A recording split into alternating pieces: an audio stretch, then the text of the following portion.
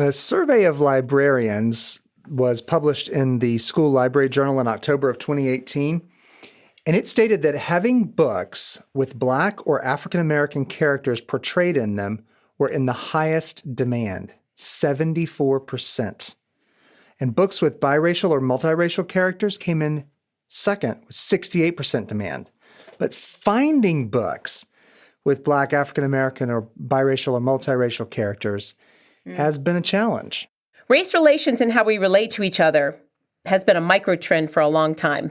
A Pew Research study that came out in April of 2019 stated that 56% of Americans expressed that racial tensions have worsened over the last 2 years.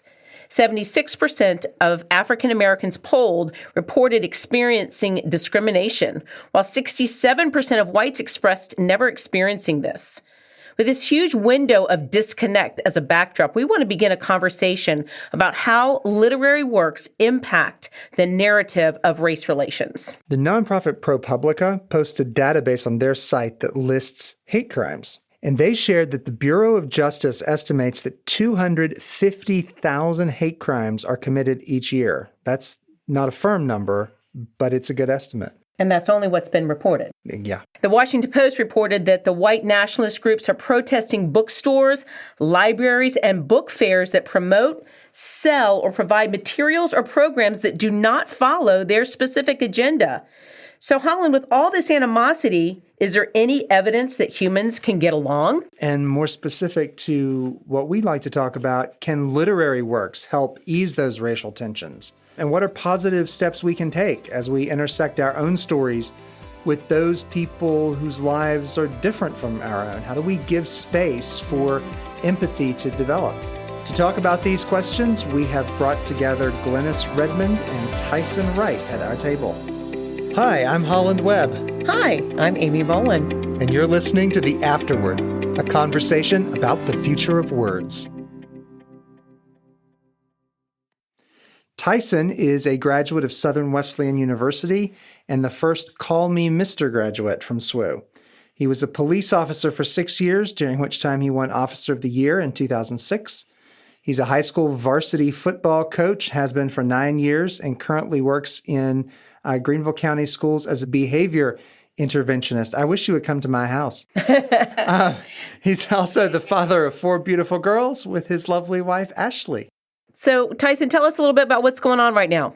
Right now, I'm just being a little busy, especially with footballs and four girls. One going off to college. So they keep me busy and they keep me on my toes. However, I am enjoying football because it gives me a chance to have my sons, which the good Lord saw fit for me to be put in the position that I'm in. So that way, I do get to have interaction with both and a little reprieve from each of the groups. So it keeps me busy and it keeps me on my toes and keeps me grounded. Got it. I love it. Well, we're glad that you're here. And Glenis Redmond, she travels nationally and internationally reading and teaching poetry. She has earned the title Road Warrior Poet. She is the poet in residence at the Peace Center in Greenville, South Carolina, and the State Theater in New Brunswick, New Jersey. During February 2016, at the request of the U.S. State Department for their Speakers Bureau, Glenis traveled to Muscat, Oman to teach a series of poetry workshops and perform poetry for Black History Month. In 2014 to 2016, Glenis served as the mentor poet for the National Student Poets Program to prepare students to read at the Library of Congress, the Department of Education, and for the First Lady Michelle Obama at the White House. Glenis is a Cave Canem Fellow, which I'm not sure what that is. I'm sure you'll explain it. A North Carolina Literary Fellowship recipient and a Kennedy Center teaching artist. She also helped create the first writer in residence at the Carl Sandburg Home, National Historic Site in Flat Rock, North Carolina. So, Glenis, this sounds rather romantic, so I'm not sure. Tell us a little bit about what's going on right now for you. Well, I think the bio does say that the Road Warrior Poet thing. I think it's pretty true. I've been traveling the country for 26 years, taking poetry to the masses, and I don't discriminate. I work with people as young as 4 and people as old as 104. So sometimes in the school system, sometimes in the community. And the program that you were asking about is Cave It's a Latin term, and it means beware of the dog at the African American retreat. And it's not a retreat. It is just an advance. It's where you go and write a poem a day, and you're critiqued by mentors. But it's a lovely camaraderie for people of color to see people like them and have that rewrite. And I am working with the National Student Poets right now because my school year is out, so that program is still in effect, and we no longer go to the White House. We go to the Library of Congress, and we'll be going to the Native American Smithsonian this year. So I work with them on Google Hangout for a couple of times, and then I'll meet them mid-July to do their reading. So still staying busy, even though school's out. And I think it was yesterday, wasn't it, that the Library of Congress announced the new poet laureate for the U.S.? Yes, Joy Harjo, Native American poet, who's one of my favorite poets. I'm so excited about. And she plays an instrument. I believe it's a saxophone, but don't quote me on that. And I think she is wonderful. And I think, I posted yesterday, I said, one of the things that has been going right in our country is that the Library of Congress has been getting our laureates right. Our last one was Tracy K. Smith, and she was an African-American woman, amazing poet. Now we have Joy Harjo. So I'm excited about all of our poet laureates, but especially the ones in the last 5-6 years. Wow. That is so cool. That is so cool. Let's jump right in. Absolutely. All right. A University of Michigan study reported that over 3 decades, 75% of U.S. college students cared less about others than 30 years previously. So, Glennis, what evidence is there that education in a broad sense has helped change mindsets regarding race?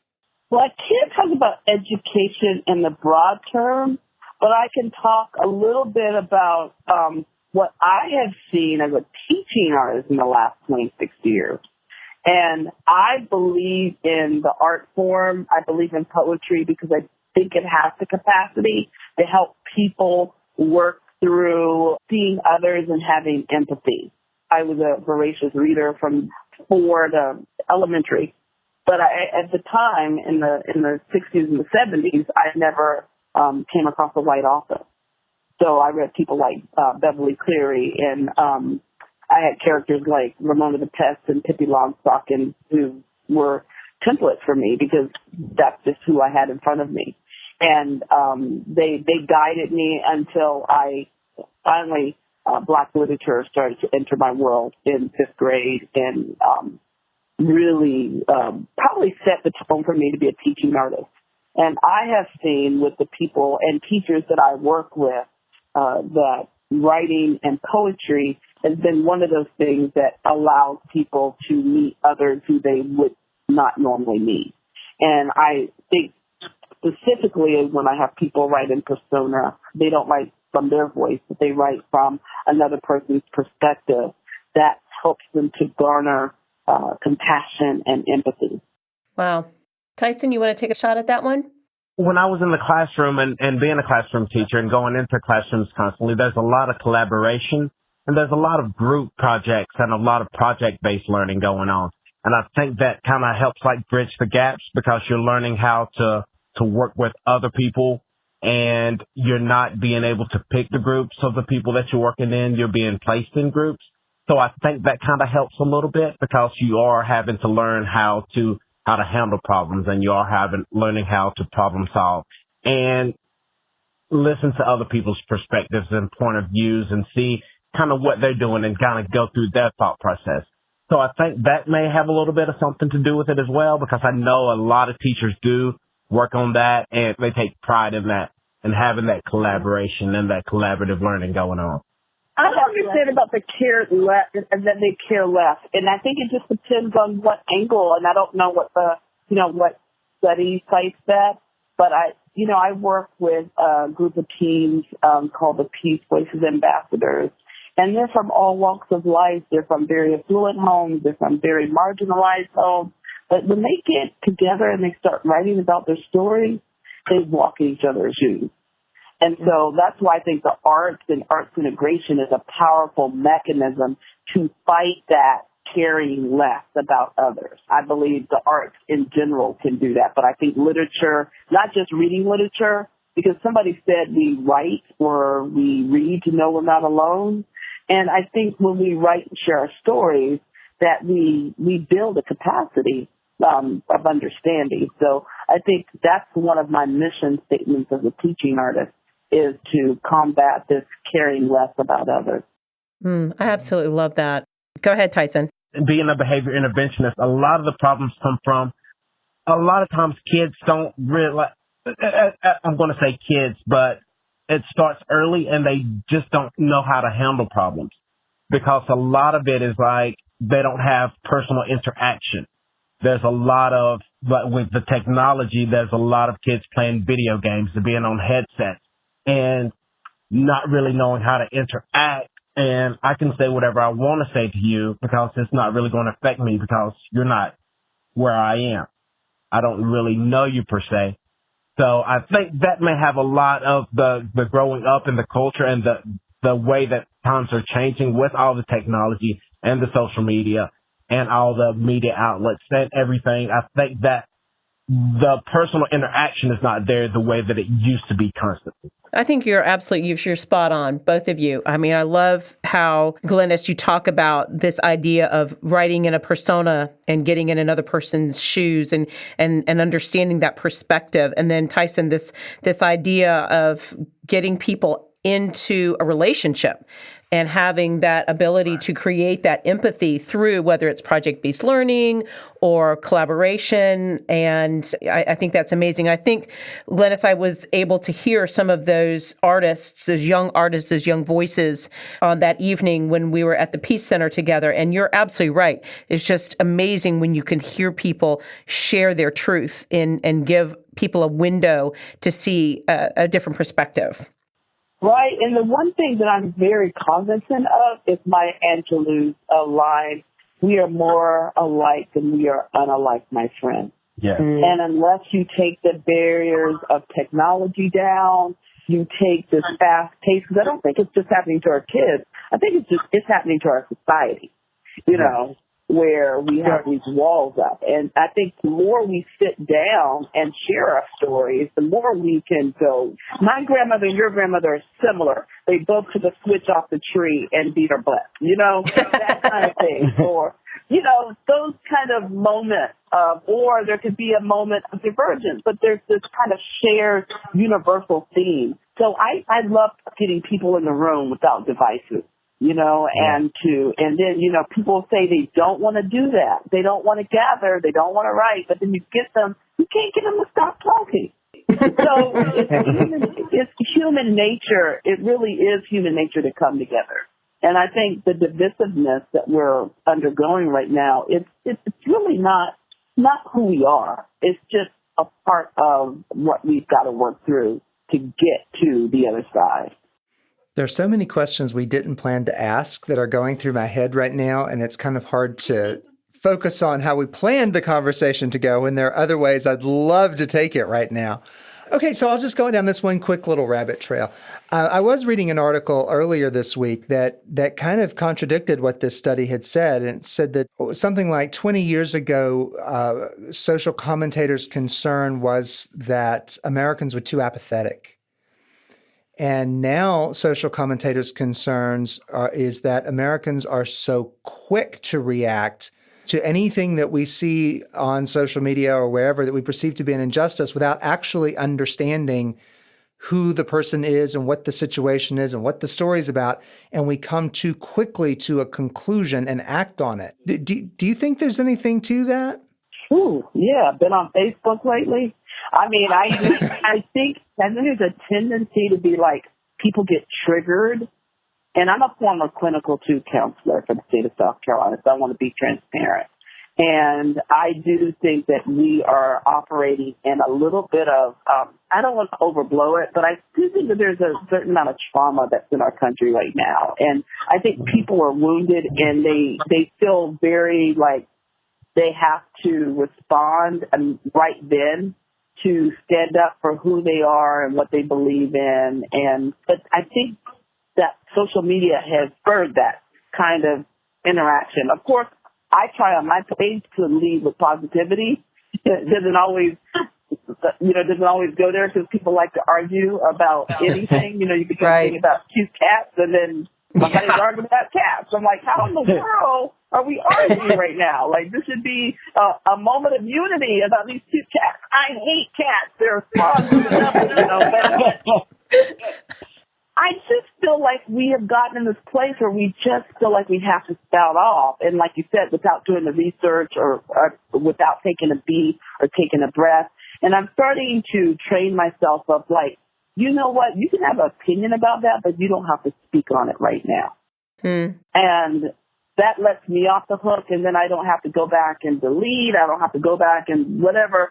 But I do think that there's something about the fast pace of what social media does, and I believe that we were talking earlier about people are behind a screen. They don't feel like they have to be accountable, but yes, right. You are, actually. And so I think that there's some truth to that, and I don't think that's us at our best. That's a good word. I want to agree with that because I think, social media gives everyone a voice, and it allows everyone to chime in and give their opinion, and then there's some people that thinks that their opinion is that needs to be the loudest and it's the most valid, and they want to make sure that everyone gets that opinion. And so they want to be the first one to comment. They want to be the one that comments the most. And I think it's just, like you said, before they even realize all the details or know all the facts or all the information, is before I do my research and before I become try to be empathetic, because whatever I'm commenting on, someone has an opinion about that that's different than mine. And I'm not going to be open-minded enough to look at that other person's side because I know mine is right. And there's a phrase like, why is it those who know it the loudest know it the least? Yes. That is so true. And I know, Tyson, you've probably seen that happen, and I imagine Glennis in the same way. I know in a school setting, we see this unfortunately become even with younger and younger students. We've seen the evidence of this trend. And yes, we are maybe more connected with social media and we can jump in and chime in. And I love what you said, Glennis, that this is not our human nature is to get together. But sometimes we get together in these echo chambers. So I want to ask you first, Tyson, how do you see stories as a bridge toward developing relationships? You mentioned it a little bit when you were talking about something you enjoyed with being a football coach, is part of that developing relationship. So how can we get out of these silos and these places of reaction, and how do stories bridge that gap? I think stories are a great segue. They're a great way for people to open up with conversation, to get the conversation started, to ask, to see what someone else has been through, get that other person's story. Because, I think that literature is a great way to bridge the gap, because once you start talking about it, while I'm reading a story, I may not understand exactly or be able to put myself in that person's shoes because I hadn't experienced it, or I don't know what that would feel like, but that would give me a conversation started to maybe open up and reach out to someone that I'm close to, or maybe not even close to just kind of get that dialogue started. So that way I can understand and go in depth with it. And then that's what's going to start building that empathy for me to start seeing and build that relationship with that person and saying, oh, well, you have a story too. How about you, Glennis? Well, yeah, as a poet, I mean, I live for a story. I mean, I think we're hardwired for stories. When someone's telling a good story, you notice the posture of people. We lean in. And so what that tells you, the nonverbals are telling you we're coming closer together. And I love the opportunity of not knowing where a story's going to go, or not knowing where a joke's going to go, or having that moment of maybe even prejudging someone, thinking you know them, and then they tell you a story that blows you away. Yeah.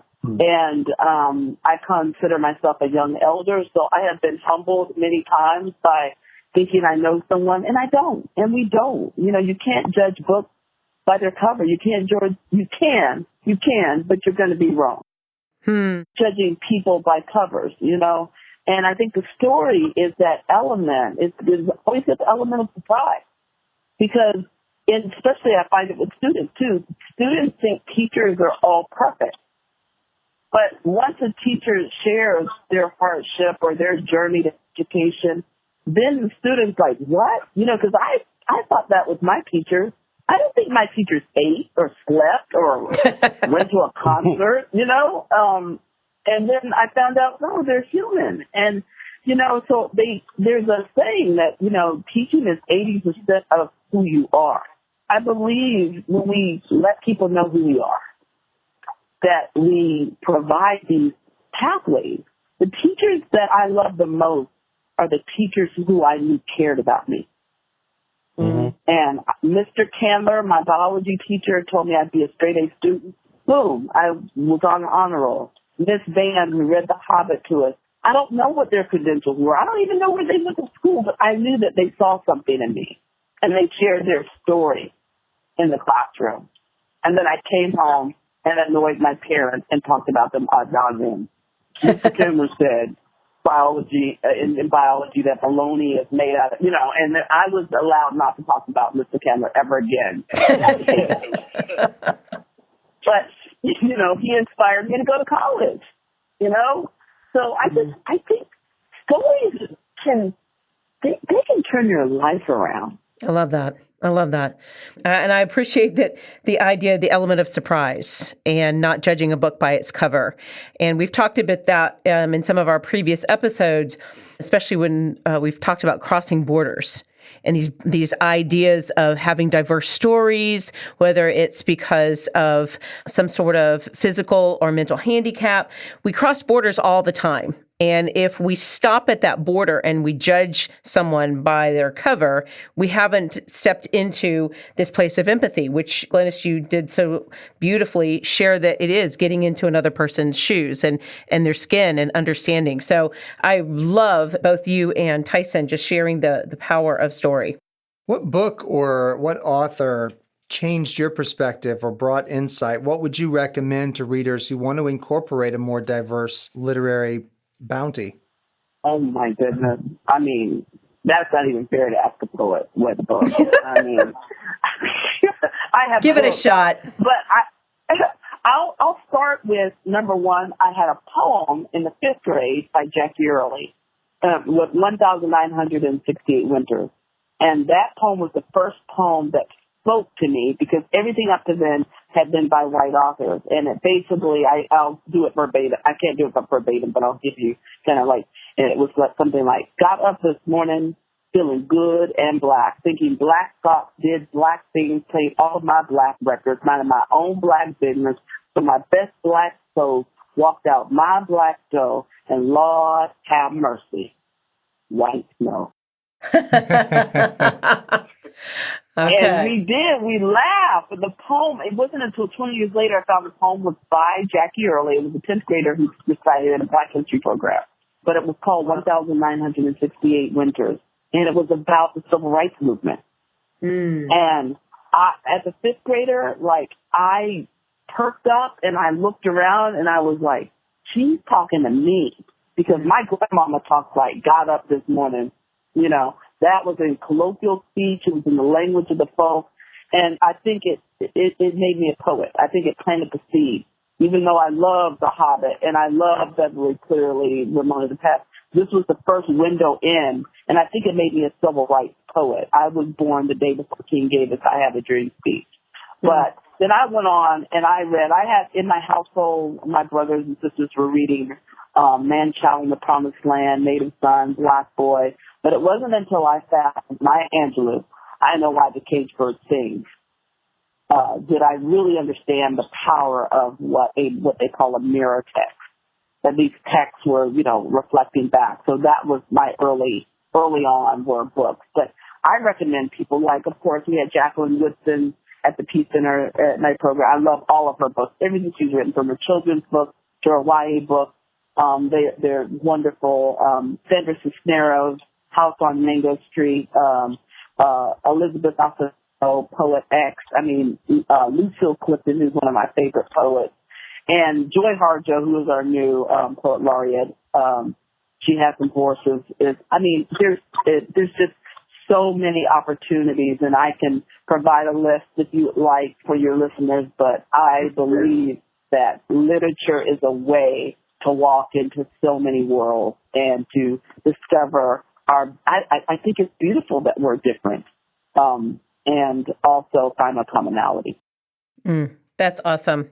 And yes, please give us that list because we would love to post that with our show notes later on. How about you, Tyson? Me, it was very difficult for me to read growing up. I really didn't like it. To be honest, because there was really nothing that really intrigued me. My mom would make me read over the summer and make me do these little book reports, and I did it, and I did what I was supposed to do, and then I just got, being a black male, it wasn't cool to read, and it wasn't cool to do all the stuff that you were supposed to do, and it wasn't cool to be smart, and it wasn't cool to make good grades. So, for me growing up, it was kind of hard, and it was kind of a struggle because, that's not what I was supposed to do.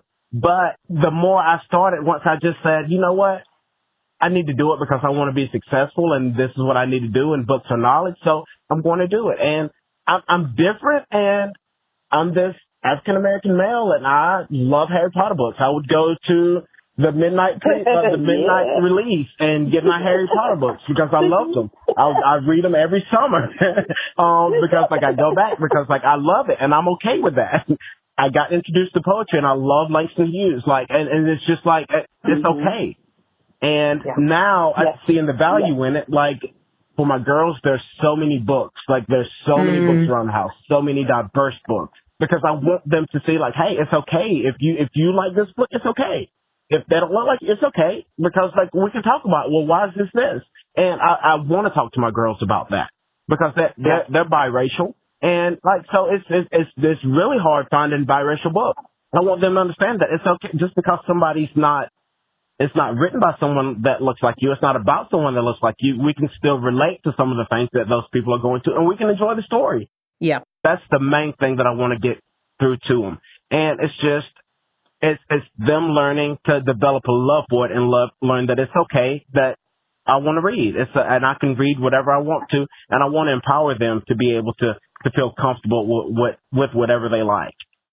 If we unpack what Tyson just said, because there's a moment, there's things that are in there that a lot of people of color, and especially black, in the black community, you said it was cool not to read as an African-American male. It wasn't cool for a black girl either.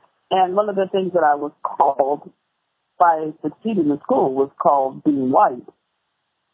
Yes. And that was that's one of the things I had to encounter, is to fight back. And I was just one of those people who didn't bend into peer pressure. But that still is alive and out there with our children, is that if you love to read, and what do you read? I'm a Harry Potter fan. Unfortunately, I am in the house of Slytherin. I have taken the test 3 times. Slytherin. I have been to the Wizarding World. I have read the Harry Potter book out loud to my daughters since they were in the 3rd grade. My children are now 30 years old. I say yes to diversity and yes to claiming reading and writing as part of the black community, or being who you are. And also, we share in common, my children are biracial as well. But I've taught them to love both of their heritages and where they come from. And there's no shame in that, Can I just push a little bit on that, though? My children are African American and I'm white, and I did not realize until I went looking for it that there aren't that. Go to the bookstore and look for a story that's either written by a black author for kids or that centers black characters for kids, and you'll find a few, but you'll find precious few. You got Christopher Paul Curtis and 2 or 3 others, but 10%. We can talk about that we can read everything and enjoy everything, but there's just not that much that does mirror. At least there wasn't I don't know, 15 years ago. Maybe that's changed. Well, I think there's more now. I think there's more now, and I think there's a concerted effort, and I think you're right. I don't know if that's pushing back. I just think it is what it is. But I think there are more people entering the field. I've named some YA authors that are now really pretty popular, but there's always been Eloise Greenfield and Lucille Clifton had Everett Anderson, story of Everett Anderson. I can also give you a list of children's authors that I, for purposes of biracial and Black, that I raised my daughters on because I made sure that they had characters that reflected them growing up. So you have to hunt and you have to be vigilant. But I think the field is now opening up because I think mirror texts are very important. So you get a Marilyn Nelson who's writing about George Washington Carver. You just have all of these people who've entered in the field very young, to children's books, to YA books. So, yes, it's a hunt, and I have a grandson who's 4, and when I go into the children's section to find Black books about Black boys, it's not plentiful. So I usually find myself going online to order. I would love to walk into an independent bookstore and see those books facing out. So when we walk in, he sees that immediately. You know what I mean? So that's not just a hunt. Yeah. And Tyson, I'm going to just ask you to speak on this. I know that's not necessarily what our episode is on, but you mentioned that you were part of the Call Me Mr. program, and I know we do a Real Men Read program, and Holland has been part of that as well. But, you know, this idea of mentorship and talking about empathy. And I know one of the books I just read this summer was As Brave as You by Jason Reynolds, and I have just fallen in love with his storytelling. So what can we do then, and maybe an essential truth or message about how stories influence empathy? How can we do that maybe through some of this idea of mentorship and programs that bring this out of the area where it's, you know, and I grieve when I hear that it's been, when we use these ideas of reading and literacy as a put down. So how can we bring this out into something that's, you know, I'm not going to say vogue, but bring it out into a place where it's something that's got the power that it has? I'm going to toss it to you first, Tyson.